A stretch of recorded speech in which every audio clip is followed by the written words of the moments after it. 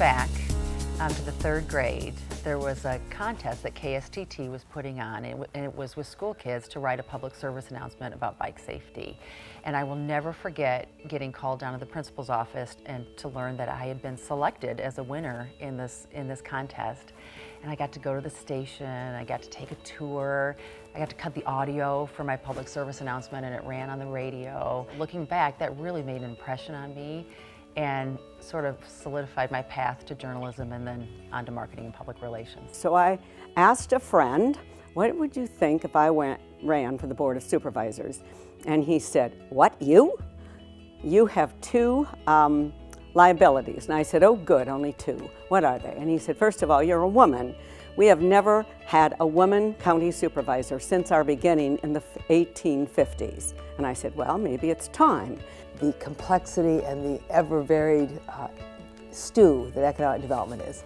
It's always about looking at things differently, putting together different combinations of people, putting together different opportunities for communities. It's just fascinating work. I was able to teach for full-time and then fell into development work at Bridgewater College and then at St. Ambrose. So it was never a goal of mine. It was never something I necessarily aspired to. What wouldn't have really in college considered myself a good writer, but it's just kind of the path my life took, and I'm glad it did. You know, actually my field sort of chose me. I didn't really choose it. It's just through a series of events, I ended up in a marketing position at Lou Jack's. I just really liked it, and so it's a career that I really enjoy. There's a lot of interesting things about it, so I continued to pursue it and managed to grow from there with it. When I think of leaders, I think not necessarily people who are in positions of power, but people who look at what are the problems around them. Leaders share qualities like charisma, and leaders communicate well, both in listening and in speaking. I look at great leaders as those that are able to engender loyalty.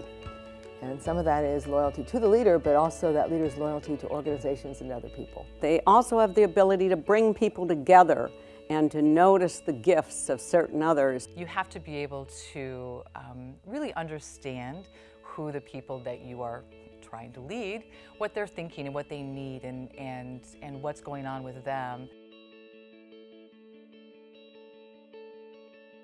I think it's important because I've been given a lot through my family, through my husband, through this community. And I think because I've been given a lot, I should help others in this community as well. I give back to community because it's the right thing to do. I give back to the community because I find it a way to feel like the work I do during the day is reflected in the way I live my life. I see a lot going on in the community where I think I can help make a difference. Those of us that can really need to do. It's just important. We can't all sit on the sidelines. We have to find ways that we can use our skills and talents to help and make the community a better place. I give back to community because it's fun. Some of my best friends, some of the coolest people I've ever met are people I've met in volunteer positions and on boards. An investment that I think everyone could make, should make, and will always enjoy making. Well, I think it's important for women to mentor women because they have a life set that gives you perspective. Women make up half the population. More women are valedictorians than men graduating high school. More women are graduating medical school. They know how to bring people together. They are problem solvers. In fact, I'd like to rename politics women's business. We've all been there. We've all needed mentors. We've all looked to others to help us accomplish the things we've accomplished and get where we are. Women have some unique challenges in their life. Biologically, we're the ones who give birth. We're the ones who are nurturing young children. We're the one who biologically need to take time off. I think it's important for women to see what other women have done, how they've navigated that terrain, so to speak. I think we need to empower and mentor women because our world needs women in leadership. The first one I think of is one of the assistant debate coaches I had in college, Carol Winkler, one of the first female coaches I had. Debate is, even today, 30 years later, very heavily male dominated, and so often it would be me and a whole bunch of other guys. First of all, my mother. My mother was the consummate volunteer. I have to settle on my mom. Honestly, I'm sure most people would say that, but for me, my mother has been the most inspiring to me in her later years. So it wasn't raising me, which she did a wonderful job of, but it's the way she's, over the decades, demonstrated generosity, compassion for the family. I'd have to start with my mother, Loxie Hopkins. I think my mother is an incredibly strong woman and is a really strong community servant. And I think that she's very inspirational for that reason. My advice to an aspiring leader would be to take quiet time to know yourself, unplug, reflect, learn, grow, know what's important to you, what you stand for, and what you won't stand for. Oftentimes, young leaders are on a path. They have great capability, and it's very important to make sure that the relationships you build along the way are protected, are supported. I guess I'd say never leave an organization or existing relationship in the lurch.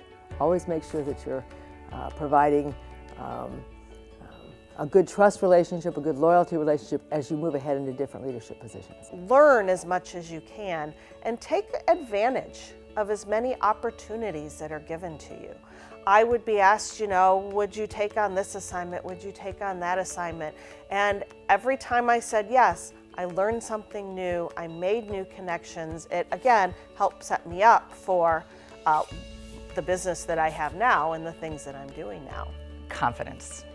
I think confidence is the most important thing. You really have to believe in yourself, believe in what you can do, and ask for the things you want, and don't be willing to accept no for an answer too quickly. Go talk to women leaders who have done something and find out how did they do it, why did they do it. Then go to conferences talking about leadership and about organization. And finally, volunteer yourself in something in the community that you are passionate about, and then take that passionate to other people to bring them into whatever you're passionate about so you can make a difference.